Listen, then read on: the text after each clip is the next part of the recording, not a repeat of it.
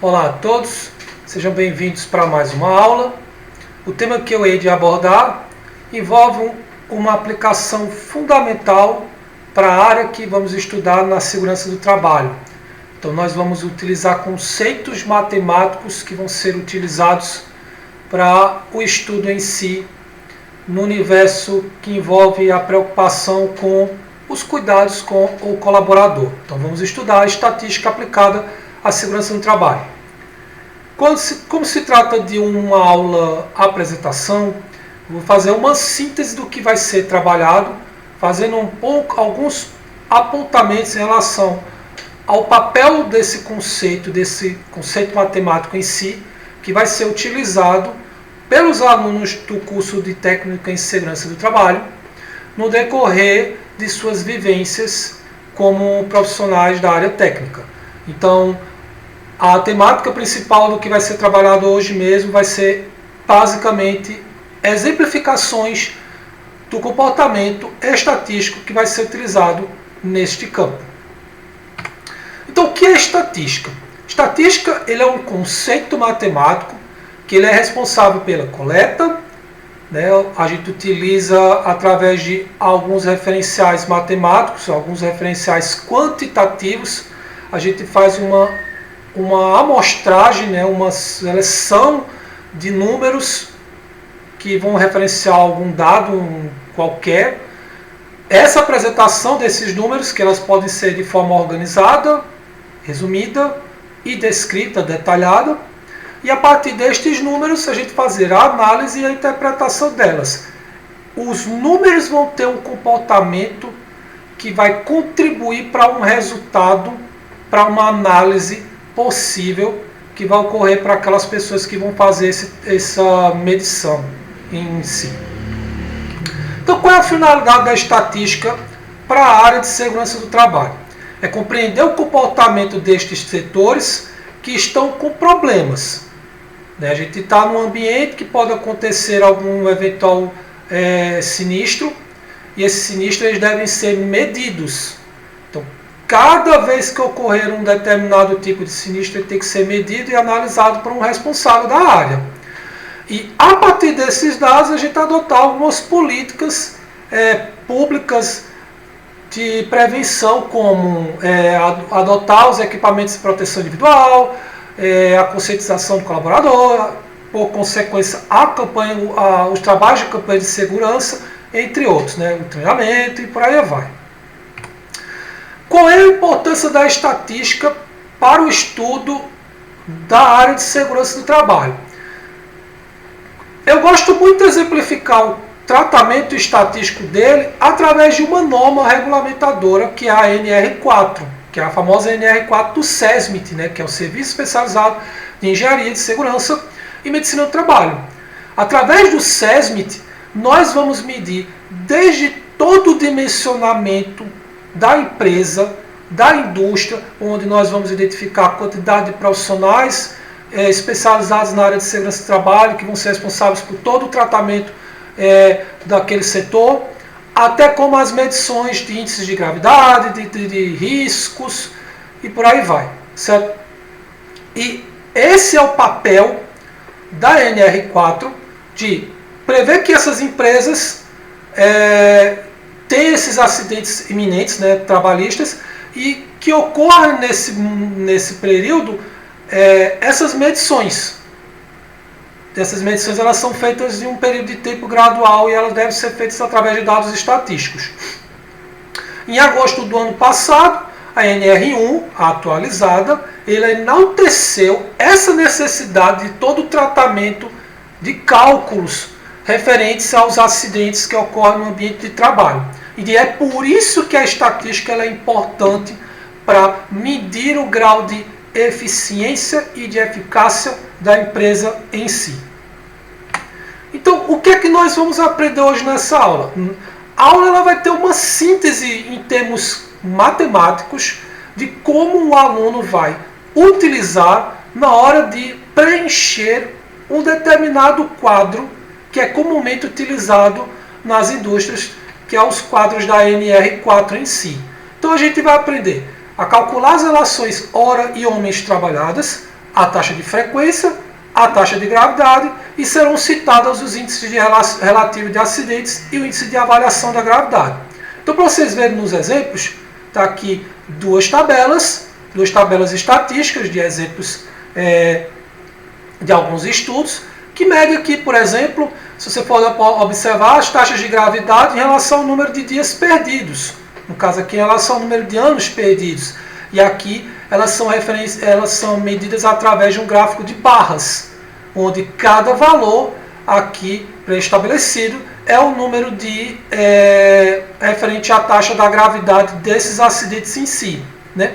E se você for olhar nesse gráfico abaixo, de barras novamente, temos a taxa de frequência, que é o número de acidentes que ocorrem a cada 1 milhão, né, que a gente vai fazer esse tratamento a cada 1 milhão de horas dadas, na situação da empresa em si.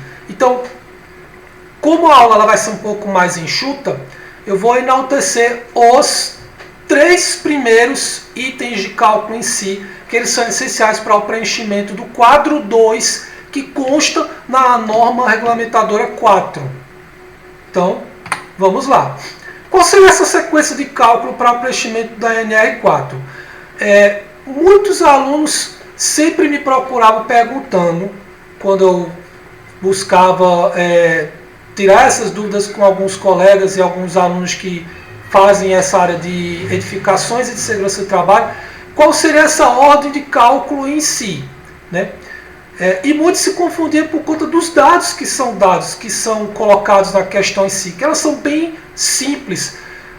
A ótica para se resolver ela é simples. A gente precisa colocar todo o tratamento dos dados em ordem. Isso é algo que a gente aprende desde cedo na escola, que é organizar todos os dados matemáticos em linha, de modo que a gente consiga compreender como é que a gente faz o tratamento matemático em si. E daí a gente faz a ordem, calcula o número de horas homens trabalhadas, a taxa de frequência, por conseguinte a taxa de gravidade, e a partir dos 3 dados em sequência, a gente pode eventualmente calcular, para ser complementar, os índices de relativo de acidente e o índice de avaliação da gravidade. Então é algo cíclico que a gente calcula, certo? Que uma ela é indexada à outra, uma ela é anexada à outra de maneira geral. As relações homem-horas trabalhadas, né, o HHT, ele nada mais é do que o somatório do tempo que o trabalhador fica à disposição durante o serviço ao empregado, certo? Ao empregador em si. Ou seja, você está numa empresa, aquele tempo que você está trabalhando, ele é contado como horas homens trabalhadas. E, claro, isso aí vai em conta também inúmeros fatores que são especificados na própria norma regulamentadora 4 em si. Mas, basicamente, as horas homens trabalhadas é basicamente o somatório de todo o tempo que esse trabalhador ele é disponível para a empresa em si. E ele é necessário para fazer o referencial inicial do tratamento da NR4. Então, vocês podem observar aqui a imagem do quadro 2, onde aparece aqui é o exemplo da relação dos acidentes com vítima em si, né?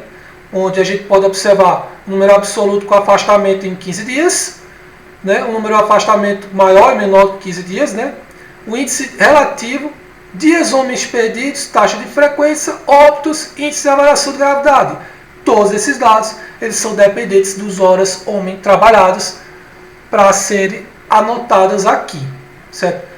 Vale salientar, é algo que eu vou enaltecer no decorrer da aula, que todo esse tratamento matemático ele deve ser feito, preenchido por apenas e somente profissionais que tenham a capacidade, profissionais que foram capacitados com a área de trabalho em si, a área de segurança no trabalho em si. Então vamos colocar como um exemplo. A empresa Medic Life Limitada possui 80 empregados e a jornada de trabalho é de 8 horas por dia, de segunda a sexta, dias úteis, e 5 horas por dia aos sábados.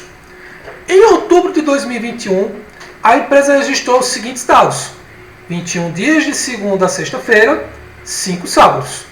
horas extras, 200 horas. 5 empregados tiraram férias durante esse mês. E 6 empregados tiraram licença médica durante esse mês. Então vocês podem observar que pela constituição da questão em si, já temos ideia de quais são os dados que vamos utilizar para calcular essa relação de homens horas trabalhadas. Eu vou explicar de duas maneiras possíveis. Uma maneira um pouco mais extensa, fazendo todo o detalhamento dela, falando qual é a finalidade de cada hora trabalhada, de quem tirou folga, de quem está de licença e tudo mais. E eu vou depois, eventualmente, fazer a mesma questão, usando um pequeno macete referente a exatamente essas pessoas que tiraram férias e que tiraram licença médica. Vamos usar uma expressãozinha matemática para simplificar a questão em si e provar que o resultado é o mesmo. Então, qual é o passo a passo para se resolver esse cálculo? Primeiro, a gente vai fazer como se fosse uma receita de bolo mesmo. A gente coloca primeiro os dados. Quais foram os dados que foram colocados? Temos 80 empregados, a jornada de trabalho de 8 horas por dia de segunda a sexta e 5 horas aos sábados.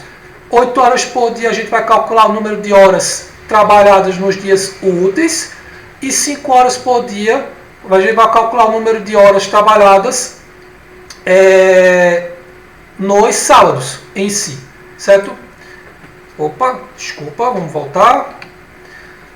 A gente tem as horas extras que a gente vai utilizar para fazer o somatório no final e vamos calcular exatamente o número de horas que vão ser descontadas com relação a esses operários que estão de férias e que estão de licença. Então a primeira coisa, o cálculo dessas horas trabalhadas dos dias úteis. Basta a gente fazer uma conta simples de aritmética. O produto entre o número de dias úteis, que no caso aqui são 21 dias, pela jornada de trabalho que é de 8 horas. 21 vezes 8, 168.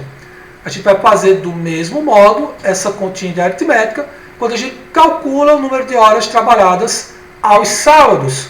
No caso aqui nós temos 5 sábados, multiplicado por 5 horas, temos 25 horas. Certo? Olha esses dois resultados aqui, que esses dois resultados aqui eles vão ser somados, porque nós estamos falando que temos aqui, vamos levar em conta o número de dias de trabalho, temos 26 dias de trabalho úteis.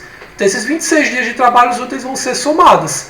No caso aqui a gente vai somar total de horas trabalhadas mensal, 168 com 25, 193. Dessas 193, vamos fazer o produto em relação à quantidade de trabalhadores, porque esse valor aqui unitário é referente a um único trabalhador, ou seja, um empregado trabalha 193 horas mensais, mas eu quero saber quantas horas são trabalhadas para toda a equipe trabalhista, toda a equipe da empresa em si. Então a gente faz o produto entre esse valor unitário e a quantidade de trabalhadores totais, que no caso aqui dá 15.440. Opa! E aí, dando continuidade, uma vez que a gente já tem os dados aqui referentes aqui, nós vamos calcular aqui o número de férias e dos empregados que estão em licença médica. Segue a mesma linha de raciocínio. Quantos trabalhadores estão de férias? 5. A gente pega esses 5, multiplica pelo valor unitário mensal correspondente à jornada de trabalho. 5 vezes 9, 193, 965 horas. A mesma coisa para a licença médica. 6 vezes 193, 1.758. E aí a gente faz o somatório do cálculo das horas desses trabalhadores, tá certo? Que não estão no ambiente laboral, né? Que no caso aqui dá 2.123. Ou seja, essas 2.123 horas, certo? Elas vão ser utilizadas para serem calculadas o número total de horas daquela empresa naquele momento. A gente não vai utilizar os 15.440 horas que foram especificados aqui, porque aquele está sendo utilizado numa situação onde há todos os empregados trabalhando. Como temos 11 empregados afastados, a gente tem que fazer uma relação de subtração em relação a eles. Então nós temos aqui a diferença de 15.440 com 2.123, 13.317. Esse valor aqui somado às horas extras, vai dar o resultado da quantidade de horas homens trabalhadas, que dá 13.517. Então, se você for observar, é sempre uma etapa seguida de outra e sempre é uma relação de cunho aritmético. Certo? Tem uma forma um pouco mais simplificada para se resolver, que seria basicamente a gente, ao invés de fazer o cálculo das férias e das licenças médicas, a gente basicamente fazer a diferença dos funcionários, ou seja, analisar apenas os funcionários que estão trabalhando no mês e fazer o cálculo baseado somente neles. Como foram 11 funcionários que estão afastados por férias ou por licença médica, então a gente vai fazer uma relação entre o número de empregados menos o somatório dos empregados que estão de férias mais os empregados de licença médica. Nesse caso aqui, ele dá 69 empregados. Fazendo os mesmos cálculos, você pode observar que o resultado vai ser o mesmo de 13.317 horas. E que, por conseguinte, fazendo-se os cálculos, vamos ter o HHT de 13.517. Tá certo? Esse resultado a gente vai colocar lá na tabela, no quadro 2 em si, no nosso NR4. E esse dado a gente pode utilizar inicialmente para fazer outras medições, como a taxa de gravidade e a taxa de frequência, que é a que a gente vai debater a seguir. A taxa de frequência, ela é a forma como a empresa observa e avalia a precisão de acidentes para cada 1 milhão de horas trabalhadas. Esse 1 milhão de horas trabalhadas foi especificado através da norma. Então, a taxa de frequência dada pela razão entre o produto da quantidade de acidentes por 1 milhão, dividido pelo HHT, que trabalhamos agora há pouco. Esse cálculo foi baseado pela NBR 14280 da nossa AABNT. Certo? Então a gente vai trabalhar exatamente aqui a razão entre o produto do número de acidentes por 1 milhão, que é a previsão deles, né? Dividido pelas horas de exposição ao risco, que são as horas homens trabalhadas. E aí tem como observação, os acidentes que acontecem durante o trajeto até a empresa, elas não são enquadradas, elas não são somadas, não são obtidas, né, inseridas junto a esta taxa. Elas são feitas medidas apenas e somente no ambiente laboral. O mesmo é válido para a taxa de gravidade. E aí, como por exemplo, vamos colocar um exemplozinho mais simples, uma empresa que tem 250 empregados, em que cada um cumpre uma jornada mensal de 220 horas, registrou um determinado mês 5 acidentes típicos que resultam em 16 dias perdidos. Ou seja, esses 5 acidentes aqui correspondem a 16 dias perdidos. Qual é essa taxa de frequência? Primeiro a gente tem que calcular o HHT, que é aquele número que a gente vai abordar agora, que é as horas de exposição ao risco, que é a relação dos homens horas trabalhadas, para ser utilizadas na fórmula dessa razão. Então é só a gente fazer o produto do número de empregados pelas suas horas individuais, que elas já foram especificadas aqui na questão em si, que é 250 por 220, que dá 55 mil. Em seguida, a gente vai calcular a taxa de frequência usando aquela fórmula, né, que é o número de acidentes vezes 1 milhão, dividido pelo HHT. O número de acidentes já foi especificado, que são 5 acidentes. A gente vai multiplicar por 1 milhão e dividir por 55 mil. Fazendo essas contas, a gente tem uma taxa de 90,90, que é essa taxa. Essa taxa ela é dada, a princípio, em porcentagem, certo? Referentes a ela. A taxa de gravidade segue a mesma linha de raciocínio da taxa de frequência. Ela nada mais é do que uma relação que a empresa utiliza para medir quais são os possíveis dias perdidos por cada acidente que vai ocorrer naquela empresa. Então, ele é dado justamente pelo cálculo pelo D multiplicado pelo 1 milhão. O D aqui é o somatório dos dias perdidos mais os dias debitados. Esses dias debitados são ocasionados por acidentes graves, que eu vou citar um pouco mais à frente, multiplicados por 1 milhão, dividido pelas horas de exposição ao risco. Lembrando que na taxa de frequência também utilizamos a relação de número de acidentes, como também com os dias debitados também. Mas isso aí é algo mais situacional e elas vão ser mais enaltecidas de acordo com o gráfico, de acordo com o tipo de acidente que vai ser obtido. Essa taxa também ela é enaltecida pelo NBR 14280. Então, seguindo o mesmo exemplo que a gente trabalhou agora, dessa empresa com 250 empregados e tudo mais, qual seria essa taxa de gravidade? Então, a gente já tem o HHT que foi calculado anteriormente, vou até voltar, que era o produto de 250 por 220, 250 empregados pelas 220 horas trabalhadas, que dá um total de 55 mil. E, basicamente, precisamos apenas colocar o valor de D, que são a quantidade, a gravidade desses dias que foram ocorridos, né? No caso aqui é 16 dias, multiplicado por 1 milhão, dividido por 55 mil, que dá um total de 290,90. Certo? E aí, como eu acabei de falar, temos a gravidade dos acidentes. Essa gravidade dos acidentes que vai ser utilizada no cálculo do valor de D, ela é dada, vai ser somada, né, junto com os dias e tudo, através do gráfico que foi exposto também pela nossa norma. No exposto, cada tipo de acidente ele tem um valor quantitativo em relação a dias. Então, por exemplo, na morte nós temos 6.000 dias, na incapacidade permanente 6.000 dias e por aí vai.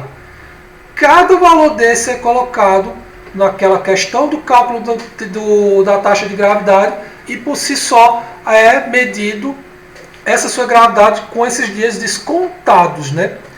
Então, seguindo a mesma linha de raciocínio daquele mesmo exemplo que calculamos agora, imaginamos que se nessa indústria teve 30 dias perdidos por acidentes e uma morte, e nesse mesmo mês foram trabalhados 100 mil homens, horas trabalhadas, ou seja, esses 100 mil homens aqui já foi dado como HHT, que já vai ser utilizado. Então, o tempo de gravidade, no caso, a taxa de gravidade será dada por a quantidade de dias perdidos que foram dados, somado pela morte. Aqui a gente não vai somar mais um, né? 30 mais 1 em sim. A morte ela corresponde a quantos dias debitados? 6.000. Então, nós vamos calcular 30 mais 6.000, multiplicar por 1 milhão e dividir por 100 mil. Que aqui a gente faz uma simplificaçãozinha simples, cortando os 5 zeros de baixo com os 5 zeros de cima, fazendo o produto em 3 aqui, nós vamos ter um total de 60.300. Ou seja, 60.300 dias perdidos a cada 1 milhão de horas trabalhadas. É muita coisa. 30 dias de acidente perdido por uma morte. A empresa perde muito com isso.